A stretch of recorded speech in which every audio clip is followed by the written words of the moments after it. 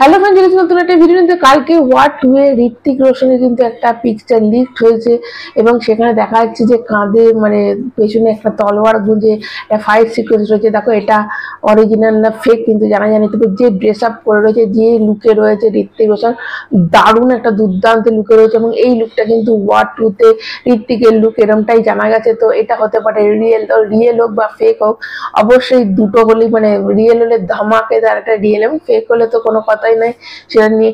তো কিন্তু এটা যতদূর মনে হচ্ছে এটা রিয়েল, কারণ ড্রেস আপ যেটা সেটা কিন্তু রিয়েলের মতনই লাগছে এবং লুকটা যেটা ঋত্বিকের পাগল করা লুক, কিলার লুক একটা রয়েছে। দেখো YRF যদি জানতে পারে এই পিকচার গুলো লিক হয়েছে, YRF ভীষণ ভীষণ মানে কঠোর তাদের এই রুলসের ব্যাপারে এবং সে চ্যানেলকেই পুরো তারা উড়িয়ে দেয়। তো সচরাচর চ্যানেলে দেওয়াটা, এই পিকচারটা দেওয়াও কিন্তু খুব রিস্কের ব্যাপার।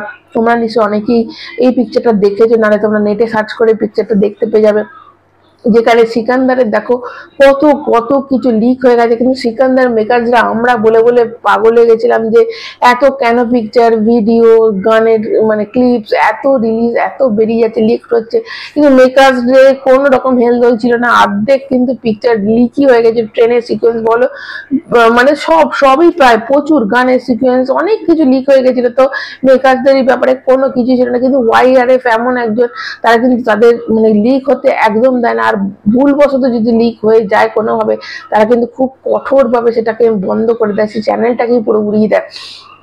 তো এখানে বোঝা যাচ্ছে না যেটা লিক অরিজিনাল না এটা ফেক। তবে এটা ঠিক যে মানে এবারে ঋত্বিককে অয়ন মুখার্জি বলো বা আমাদের আদিত্য চোপড়া বলো, তারা একটা খুঙ্কার লুকে কিন্তু তাকে পেশ করেছে। হতে পারে তার খুব আপন কেউ তাকে কিডন্যাপ করে নেওয়া হবে বা তার কিছু হবে। তো ঋত্বিক এখানে প্রচন্ড ব্রুটালিটিও কিন্তু এখানে দেখানো হবে। ঋত্বিককে একটা খুঙ্কার ক্যারেক্টারে কিন্তু এখানে পেশ করা হয়েছে। তো সেখানে এরকম দেখো তলোয়ার ফাইট কিন্তু একটা আছেই NTR এর সাথে। তো এটা কিন্তু সেটা যতদূর সম্ভব কিন্তু ফেক নয়, এটা রিয়েলি মনে হচ্ছে।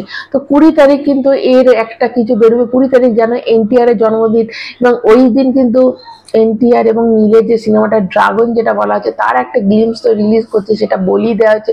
তো যে সিনেমাটা নেক্সট ইয়ার জুনে রিলিজ করবে, সেই সিনেমাটাকে এখন যদি 1 বছর আগে তার জন্মদিনে, NTR এর জন্মদিনে যদি মানে রিলিজ করা, তাহলে অবশ্যই যে সিনেমাটা অগস্টে রিলিজ করবে তার একটা NTR এর জন্মদিনে নিশ্চয়ই NTR এর কোনো গ্লিমস হয়তো রিলিজ করতে পারে। এটা একদম কিন্তু হতেই পারে, মানে হবেই এটা কিন্তু, নাহলে আর কবে রিলিজ করবে বলো। NTR এর জন্মদিনে যদি প্রথমে বলা হচ্ছিল যে টিজার রিলিজ করাবে, এখন বলা হচ্ছে যে টিজার নয়, মানে টিজার হয়তো তার আগে রিলিজ হতে পারে বা তার পরে রিলিজ হতে পারে।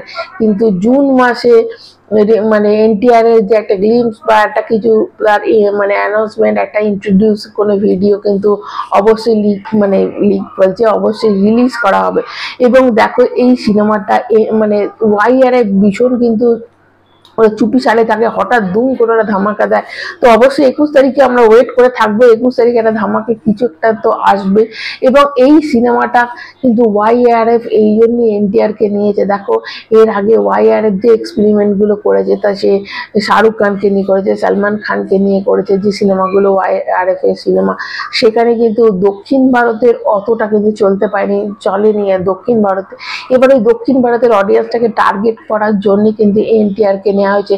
এবং ফার্স্ট ডে এর কালেকশন মানে হিন্দি বেল্টে বলছি, মানে হিন্দি কোনো সিনেমা, যেটা এটা তো প্যান ইন্ডিয়া সিনেমা রিলিজ হবে, তো হিন্দি বেল্টের কোনো সিনেমা এটা কিন্তু ফার্স্ট ডে 100 কোটি অবশ্যই করবে। দেখো 70 কোটি তো হিন্দি বেল্টে গিয়ে আসবে, বাকি 50 কোটি ধরো মানে সাউথ থেকে যদি আসে তাহলে 120 কোটি, এবং ওভারসিজ গ্রসে এটা 170 থেকে 180 কোটি, এবং 300 কোটি না হলেও 250 কোটি ওভারসিজ অল ওভার মানে ওয়ার্ল্ড ওয়াইড কিন্তু 250 বা 260 কোটি অবশ্যই এটা হবে। এটা তো একদম মনেই হচ্ছে যে ওয়ার সিনেমাটা সেটা 53 কোটি নেট কালেকশন হয়েছিল হিন্দি বেল্টে, তো সেটা হবেই, সেটা তো হবে। এই সিনেমাটা নিয়ে তোমরা জানো যে করণ জোহার একটা বলেছে যে going to be massive and explore the box office. তো এই ম্যাসিভ কথাটা কিন্তু অনেক বড়। ম্যাসিভ মানে প্যান ইন্ডিয়া, যে মানে যেগুলো লার্জার দ্যান লাইফ সিনেমাগুলো, এই সিনেমাটা কিন্তু লার্জার দ্যান লাইফ সিনেমা। তো ম্যাসিভ কথাটা কিন্তু সেই অর্থেই ব্যবহার হয়। তো তুই করণ জোহার জওয়ান সিনেমাটা দেখে বলেছিল যে worst trailer of the century. তারপর আমরা দেখেছি যে জওয়ানের কিরকম সুন্দর ধামাকেদার একটা ট্রেলার রিলিজ করছে। এই ট্রেলার দেখেও কিন্তু তাকে দেখানো হয়েছে এবং বলেছে গোয়িং টু বি ম্যাসিভ। তো এই ম্যাসিভ কথাটা মানে এটা কিন্তু কিন্তু একটা লার্জার দ্যান লাইফ সিনেমা হচ্ছে এবং ফার্স্ট যে কালেকশন এর 100 কোটি ইন্ডিয়া থেকে আসবে নেট কালেকশন আসবে এরমটাই মনে হচ্ছে। তো তোমাদের কি মনে হচ্ছে অবশ্যই, এবং তোমরা কারা কারা এই যে লিক পিকচারটা দেখেছো অবশ্যই কমেন্ট করে জানাবে, তোমাদের কেমন লেগেছে অবশ্যই কমেন্ট করে জানাবে।